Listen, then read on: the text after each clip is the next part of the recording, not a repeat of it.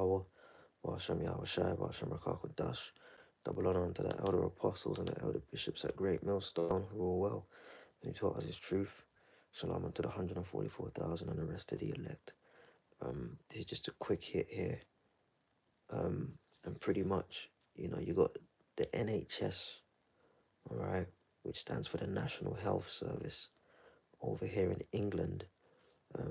They're suffering with not being able to keep up with the demand of the call outs in the emergency services, the ambulances and that, keeping up with the demands, and pretty much is struggling, man.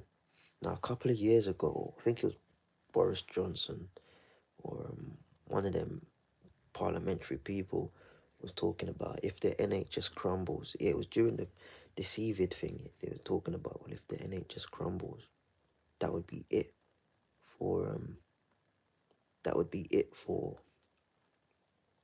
the UK, man.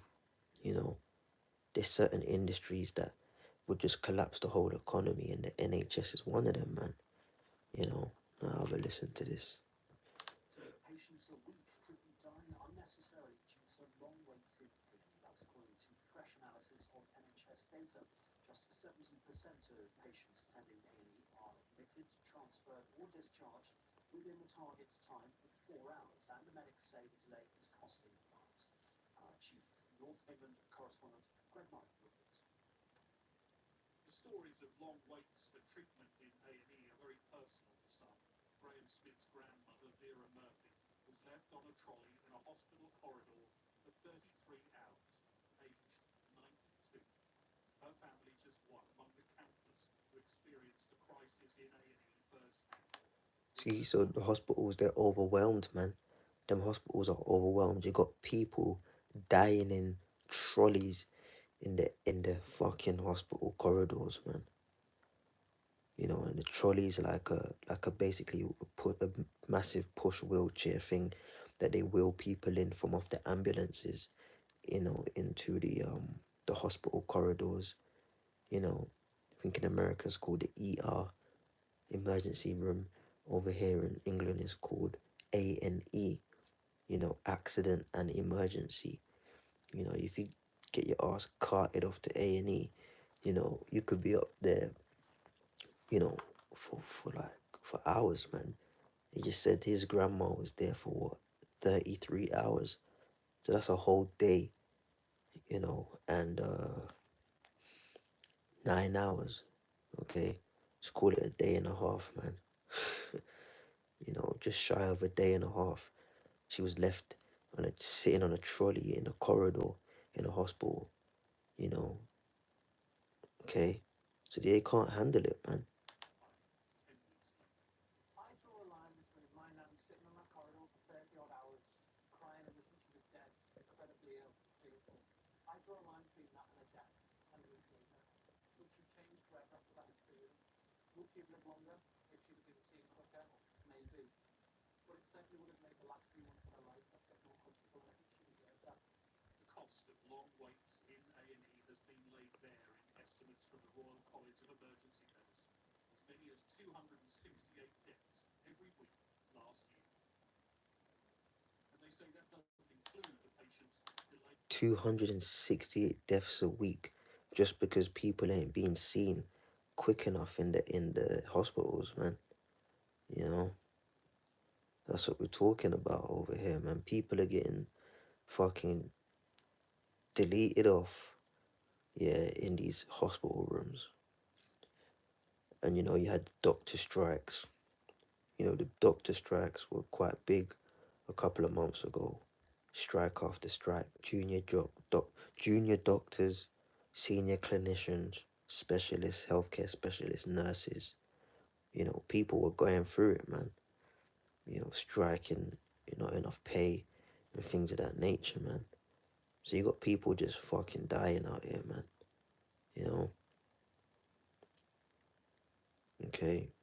Now I'm gonna play a little bit more and I'm gonna quote some scriptures and I'm gonna be out. In the back of ambulances before they even get into A&E. Our hospitals are so full. The with people with long stay in an illness. This then translates, they have a longer stay when they're in the hospital, but they can go on to get better. We're in a situation now where getting them to the hospital will make them worse rather than better. Sue Richards spent 12 hours. See, it's so. You heard it from the geezer's mouth himself. He said, staying in the hospital or getting them into the hospital would be worse than them not being in the hospital because the hospital can't cope, man. People are facing more neglect, healthcare neglect, yeah, healthcare neglect, man. Being in the fucking hospital opposed to being at some other healthcare center locally or home. You know, you got walk-in centers, things of that nature, specialist centers, but mainstream hospitals is becoming a liability, man. Now you got to think about it, yeah. All hell hasn't broken loose yet, you know.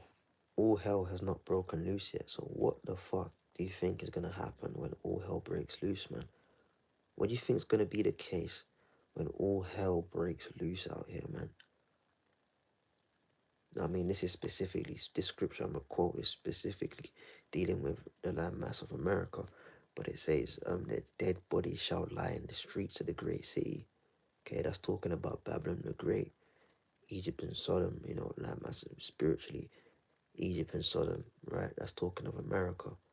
You know, but you're gonna have devastatory, make a word up, devastatory activity going on all across the world, in particular hotspots, and England is one of them. And right now, the healthcare system can't even handle the amount of influx of patients needing medical assistance urgently. Yeah, and all hell ain't broken loose. The NHS is pretty much crumbled, man. So the question is, what the fuck do you think is gonna happen when all hell breaks loose? That's the question that you gotta ask yourself. What the fuck is gonna happen when all hell breaks loose? Ain't gonna be no NHS. Ain't gonna be no 999, no 111, no none of that. Okay, people just gonna be out here left to die. And these hospitals, they're gonna get ran up in. People are gonna be going up in them hospitals, fucking looting, trying to get supplies, yeah, first aid kits and all kind of things. Stuffing it into backpacks and running out. And it's survival of the fittest, bitch. That's what's gonna happen out here. These healthcare systems, what's your patient number, what's this, what's that. Okay?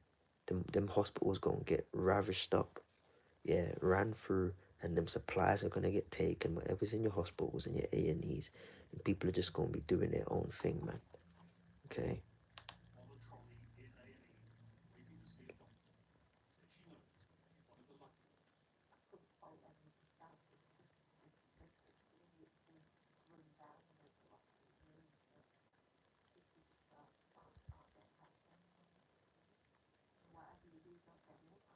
That's how it's been always.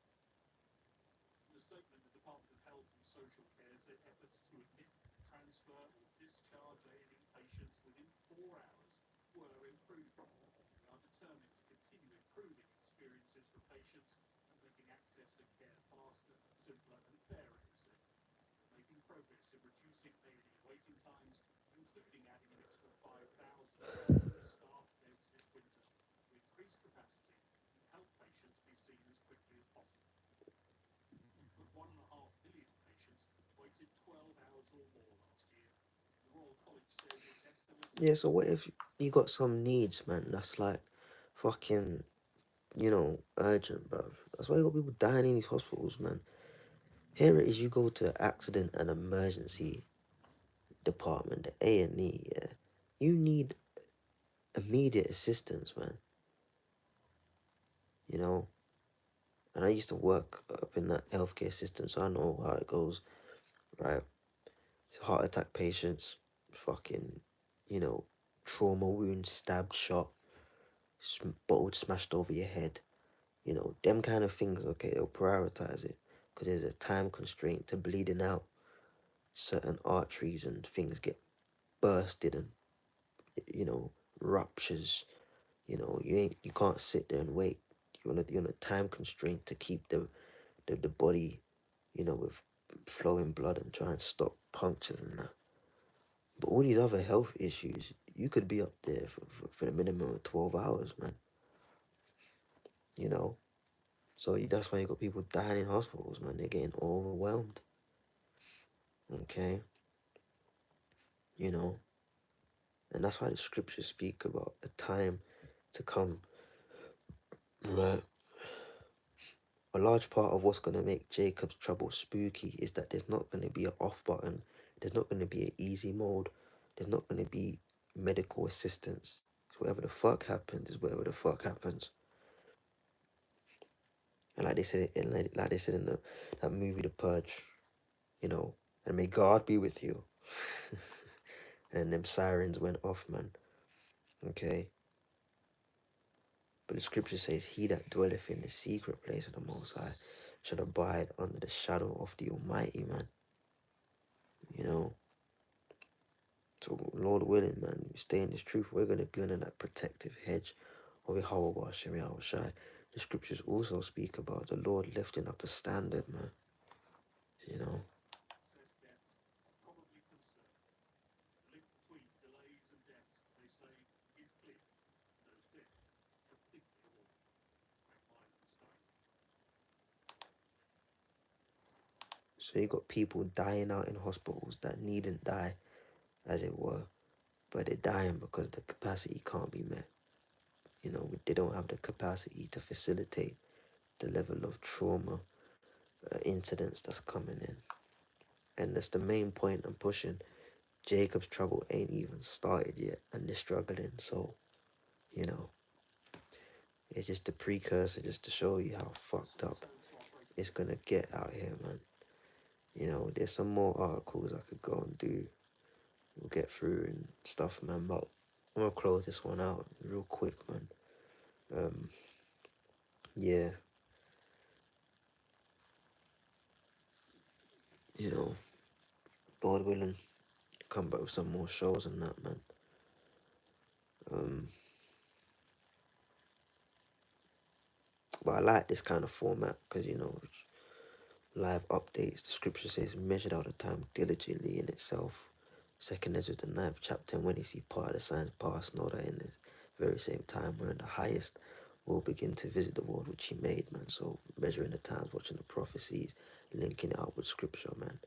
You know. So yeah, man, I'm gonna close it out there. Kal halal Yahweh Hashem Yahshai, Hashem Rakakadash, man. Yeah, man, shalom.